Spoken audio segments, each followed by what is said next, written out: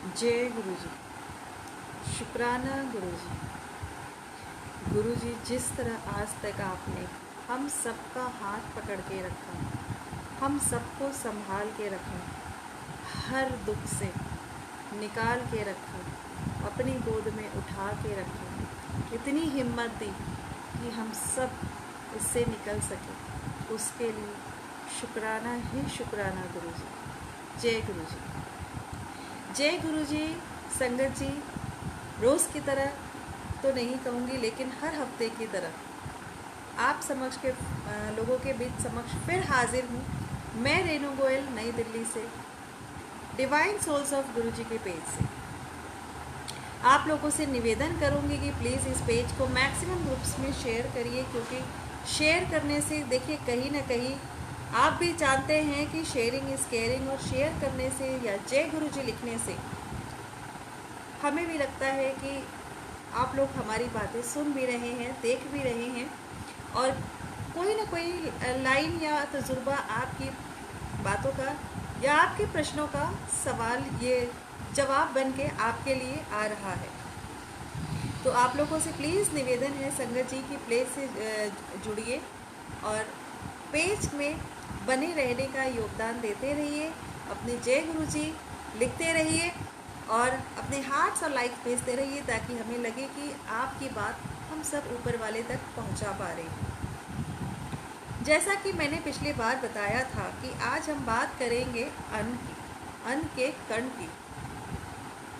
हम सब ने तो ये मैसेज व्हाट्सएप पे बहुत बार पढ़ा भी है, सुना भी है और लोगों को फॉरवर्ड भी किया है कि कभी भी आनंद के क्षण को और अन्न के कण को वेस्ट नहीं करना चाहिए। हम सब कितना मानते हैं इन बातों को। अगर पूरी तरीके से उठा के देखा जाए तो बहुत सारी चीज़ों में फ़र्क आ गया है।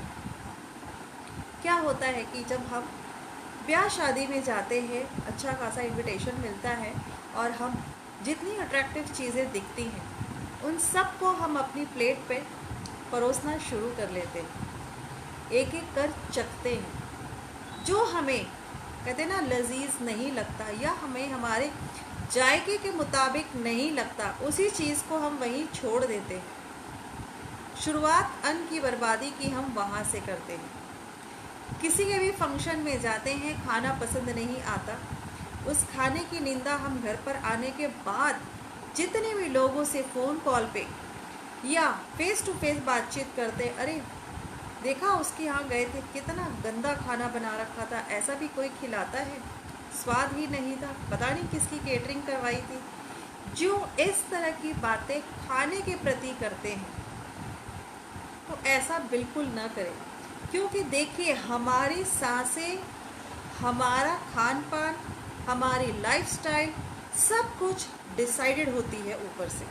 हमने कितनी रोटियां खानी है, कितना पानी पीना है, ये सब डिसाइडेड है।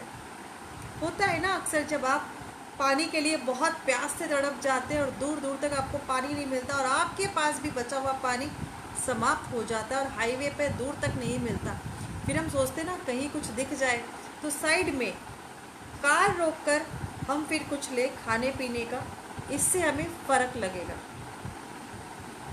ये वही प्रक्रिया होती है कि जब हमारे पास पानी होता है, ग्लास भर के हम 2 घुट पीते हैं और बाद बाकी का सारा वेस्ट ज़्यादा, क्योंकि हम उस ग्लास को छोड़ देते हैं, हम उसे ग्रहण ही नहीं करते।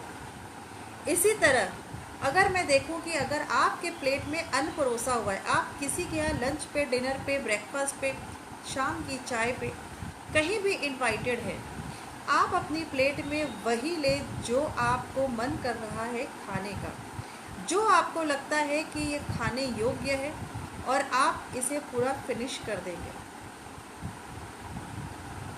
जहाँ आप अन्न की बर्बादी करना शुरू करते हैं, ब्याह शादियों में जा कर के अक्सर ये चीज़ें होती हैं कि आप लोग वेस्ट बहुत कर देते हैं। और ख़ास कर उन सब से भी कहूँगी, क्योंकि थाल ही न ले अगर आप नहीं खा सकते, प्लेट न ले, क्योंकि लड़की वाले ने भी बहुत महंगा से महंगा अरेंजमेंट किया होगा, लेकिन लोग इसकी परवाह ही नहीं करते। एक सामान खाते हैं, प्लेट झूठी रख देते हैं, फिर दूसरा लेते हैं, फिर प्लेट झूठी रख देते हैं। और प्लेट या तो इतनी भर लेंगे, उसमें से 1/4 भी फिनिश नहीं कर पाएंगे, क्योंकि अट्रैक्टिव लगता है। कहते हैं ना, शेफिंग डिश में इतनी सजावट के साथ खाना परोसा होता है कि हमें लगता है कि इससे बढ़िया जायकेदार भोजन हमें आज के बाद नहीं मिल सकता। और यही कारण है कि हम अपनी प्लेट भरपूर भर लेते हैं, और जब भरपूर भर लेते हैं तो रियलाइज़ होता है कि हमने गलती कहाँ की। क्योंकि जब से आए हैं तब से हर प्रत्येक स्टॉल पे घूम घूम के खाने के कारण पेट तो भर गया, लेकिन मन नहीं भरा, और उस मन नहीं भरने के चक्कर में हम वेस्टेज करना आरंभ कर देते हैं, जो कि बहुत गलत है। और यहीं से हमारे कर्म हमें पनिश करना शुरू करते हैं। और ये पनिशमेंट कैसे मिलती है? या तो ये होता है कि हमारे साथ फूड इन्फेक्शन हो जाता है, स्टमक इन्फेक्टेड हो जाता है, डॉक्टर उतने दिन के लिए हमें सॉलिड डाइट यानी कि अन्न खाने के लिए मना करता है, लिक्विड डाइट पे आने को कहता है। वो बैलेंस जो करना है हमें, क्योंकि अगर हम जितनी सांसें जितने दिन की लिखा करके आए हैं, उतनी रोटियां या भोजन हम लिखा कर आए हैं। वेस्ट कर देंगे तो आगे को बैलेंस करने के लिए आपको भूखा ही रहना पड़ेगा, या ऐसी किसी बीमारी से जूझना पड़ेगा जिसके कारण उतने दिन के लिए आप भोजन ग्रहण नहीं कर पाएंगे, बिल्कुल तरल पदार्थों पे यानी कि लिक्विड डाइट पर आ जाएंगे। तो थोड़ा थोड़ा अगर हम हर चीज़ पे फोकस करने की आदत डालें। क्या होता है, अगर जब बाहर आप देखते हैं कि कहीं भंडारा लग रहा है या कहीं लंगर सेवा लगी है, लोग खाते भी हैं, प्लेट में भर भी लेते हैं, या तो सब्जी छोड़ देंगे, पूड़ियाँ नहीं खाई गई, छोड़ दी। माता के भंडारे जगह जगह जब लगने शुरू होते हैं, भंडारों में यही होता है कि पॉलीथिन में पूड़ी भरवा लेते हैं, पन्नियों में सब्जी भरवा लेते हैं, घर में जितना खाया गया, या अक्सर हम करते हैं कि हम अपना टिफ़िन दे देते हैं आगे। और टिफ़िन जब आगे दे देते हैं तो कोशिश यही रहती है कि वो भर के हमें दे दिया जाए। ठीक इसी प्रकार अन्नकूट की बात आती है। दिवाली से ठीक दूसरे दिन जब अन्नकूट की भोग लगता है मंदिर में, वह प्रसाद भी हर घर आता है। लोग टिफ़िन पूरा सिस्टम लेके जाते हैं। याद रखिए, आप किसी और का हक अगर घर लेकर आ गए, हमें आदत है प्रसाद मुख में जाए, आपकी आत्मा को तृप्ति दे, मन प्रसन्न हो, आत्मा संतुष्ट हो कि भगवान का प्रसाद मुख को लग गया, यानी कि शरीर और आत्मा दोनों संतुष्ट और तृप्त हो गए। जहाँ हम टिफ़िन सिस्टम एक्स्ट्रा भर के लाने की करते हैं, वहीं से आपने दूसरे का हक भी रख लिया। जाने ये प्रसाद और कितनों के मुंह चढ़ता होता है ना, कि जब ख़त्म हो जाता है तो लोग बाद में कहते ख़त्म हो गया, अब कुछ नहीं बचा। तो दूसरे का हक भी आप मार के घर अपने ले आए हैं। तो सोचिए, वो अन्न जो अब आप खा रहे हैं पूरे परिवार के साथ, आपको कितनी संतुष्टि देगा, कितनी तृप्ति देगा, या कहीं ना कहीं एक बेचैन अवस्था में रखेगा। इन छोटी छोटी बातों का हमें अपने रोज़मर्रा की ज़िंदगी में ध्यान रखने की अत्यंत आवश्यकता है। इसलिए बताती हूँ क्योंकि कर्मों से ये भी जुड़ा है। जाने किसका खाना आप अपने घर पे ले आए हो, क्योंकि प्रसाद सिर्फ मुख तक जाता है, और मुख में गया प्रसाद तृप्त देता है। पेट भरने के लिए तो खुद को बनाना है, पकाना है, और खुद को अपनी मेहनत से पेट भरना है। तो कभी भी जब आप लंगर जैसी अवस्था में जाते हैं, प्रसाद की अवस्था में जाते हैं, कभी भी ये कोशिश न करें कि आप रिफ़िल करा रहे हैं बैठ के, अपने आप को वहाँ तृप्त कर रहे हैं। आप औरों के लिए योगदान देना प्रारंभ करिए। देखिए आप हमेशा कितने स्वस्थ रहेंगे और कितने प्रसन्नचित्त रहेंगे। क्योंकि कहते हैं ना, जैसा खाओ अन्न वैसा हो मन, जैसा पियो पानी वैसी बोलो वाणी। तो देखिए, अगर आप किसी का अन्न मार कर अगर आप अपने घर तक लेकर आए हैं, तो यकीनन कहीं ना कहीं आपके अंदर की तृप्ति आपको किसी न किसी रूप से शंका या बीमारी में घेरेगी, और वहीं उतने दिन के लिए आपकी परित्याग होना आरंभ हो जाएगा।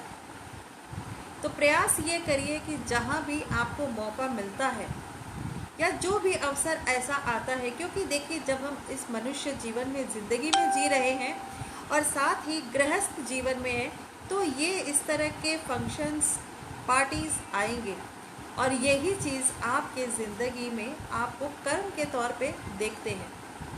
आप यहाँ भी देखिए, जब आप किटी पार्टी करते हैं, बच्चे का कोई फंक्शन करते हैं, ये तो बात हमने की सिर्फ और सिर्फ ब्याह शादी में खाने की या किसी लंगर या भंडारे की। लेकिन अगर वही हम किसी किटी पार्टी का करते हैं, बर्थडे पार्टी का करते हैं, अनलिमिटेड मंगवा लेते हैं, फिर वेस्टेज करना शुरू करते हैं। उतना ही रखिए जितना मुक्त हो जाए। वेस्टेज जितनी करेंगे उतना तकलीफ आपको आनी है। तो अन्न के कर्ण को और आनंद के क्षण को बहुत संभाल के रखिए, क्योंकि किसी ने भी कही है ये बात, और जिसने भी कही है बखूबी बहुत खूब कही है, क्योंकि दोनों ही बातों का बहुत सुंदर मतलब है। और यही काम होता है कि अगर आप अपनी ज़िंदगी में इसको अपना लेते हैं, क्योंकि गुरु जी के पास भी जब हम लंगर सेवा के लिए जाते हैं, हमें लंगर मिलता है, वहाँ भी झूठा छोड़ने की मनाही होती है। और यही मनाही हमें सिखाती है कि इससे कुछ तो ग्रहों का संबंध होगा। माँ अन्नपूर्णा भी तो वहीं विराजती है। फिर यही भोजन खाने के लिए और कड़ी मेहनत करनी पड़ती है, ज़्यादा संघर्ष करना पड़ता है, और संघर्षों की यात्रा चलती चली जाती है। और फिर ये लगता है कि जाने कितनी मेहनत करते हैं, लेकिन फिर भी 2 जून की ही रोटी कमा पाते हैं, उससे आगे हम बढ़ ही नहीं पाते। लेकिन हम अपनी हरकतों पे, अपने कहते हैं ना, अपनी आदतों पे फोकस नहीं करते। और यही कारण है कि जब आप अपनी हरकतों पे और आदतों पे फोकस नहीं करते हैं, तो अपने घर में समस्याएं खुद ब खुद बढ़नी शुरू हो जाती है, और घर में फिर एक नेगेटिव माहौल बनना शुरू हो जाता है। तो देखिए और समझिए इस बात को कि एक भोजन आपके ज़िंदगी में कितनी खूबसूरती से आपकी घर की पूरी रौनक को बदलने में कामयाब होता है। कभी भी एक होता है ना कि आप बिल्कुल झपट के पड़ते हैं या अपने टर्न आने की वेट नहीं करते। धैर्य बना के रखिए। ईश्वर ने अगर आपके मुख को प्रसाद लिखा होगा तो आएगा ज़रूर, क्योंकि मुख में प्रसाद लिखा होता है। तो जो लोग वैष्णो देवी जाते हैं, केदारनाथ, बद्रीनाथ, हरिद्वार, जहाँ भी जाते हैं, वहाँ का प्रसाद ज़रूर लेकर के आते हैं। चाहे वो श्याम बाबा के जाते हो, चाहे वो तिरुपति बालाजी के जाते हो, चाहे वो गुरुद्वारे जाते हो, लेकिन वहाँ का अमृत लेकर आते हैं, चाहे बड़ा प्रसाद लेकर आते हैं। आपके नसीब में अगर प्रसाद लिखा है, वो आप तक किसी न किसी वे में पहुँचेगा ज़रूर, ये निश्चित है। तो प्रसाद की महिमा को हमेशा प्रसाद ही समझे, उसे भोजन न समझे, उसे किसी भी प्रकार का खाद्य पदार्थ न समझे, उसकी महिमा को समझे, क्योंकि उसमें एक ऐसी शक्ति विराजमान हो जाती है अन्नपूर्णा माँ के आशीर्वाद के साथ साथ कि उसको जब आप ग्रहण करते हैं, जैसे कि हम गुरु जी के यहाँ चाय प्रसाद ग्रहण करते हैं, तो चाय प्रसाद में ऐसी शक्ति है कि अगर ग्रहण कर लो तो वहाँ उसके बाद आपको जल्दी से खांसी जुकाम नहीं होती। उसमें शक्ति है, गुरु की कृपा है, अंधविश्वास नहीं है, ये एक पक्का विश्वास है। और ये विश्वास इसलिए कहती हूँ कि मुझे हमेशा गले में खसखस की प्रॉब्लम बनी रहती थी, खिचखिच बनी रहती थी। लेकिन जब से मैंने बड़े मंदिर में गुरु जी का चाय प्रसाद ग्रहण किया, उसके बाद से मुझे ये प्रॉब्लम नहीं होती। ये मेरा विश्वास कह लीजिए, या यूँ कह लीजिए कि मेरे लिए वो एक औषधि है। तो प्रसाद आपके ज़िंदगी में जब आप ग्रहण करते हैं, आपके शरीर के समस्त रोगों को दूर करती है। प्रसाद में ऐसे खाद्य पदार्थ होते हैं जो कहीं ना कहीं आपके अंदर की कमियों को पूरा करके आपको स्वस्थ शरीर की अनुभूति कराते हैं। और यही कारण है कि जब आप धीरे धीरे हर चीज़ को महसूस करते हैं, तो इस बात को भी महसूस करिए कि आपका हर कर्म आपको देख रहा है। आपके ग्रह भी इससे जुड़ जाते हैं, क्योंकि सिर्फ हम गुरु जी के पास अपनी समस्याओं का समाधान के लिए जाते हैं, हम वहाँ से बहुत कुछ सीखते हैं। तो ये सीख हमारी हर जगह लागू होती है, सिर्फ एक बड़े मंदिर या गुरु के आश्रम तक नहीं सीमित रहती है। ये हमारी गृहस्थी में भी लागू होती है, गृहस्थ जीवन में भी लागू होती है। फ्रेंड सर्कल में आप अगर बाहर जाते हैं, आप कहीं भी बैठ जाते हैं, आप मॉल में जाते हैं, आप स्ट्रीट फूड खाते हैं, जो भी करते हैं, उतना ले जितना आपके लिए पर्याप्त हो, क्योंकि अन्न का कण कहीं ना कहीं आपको तंग करने की शक्ति रखता है, अगर आप उसे बर्बाद करते हैं तो।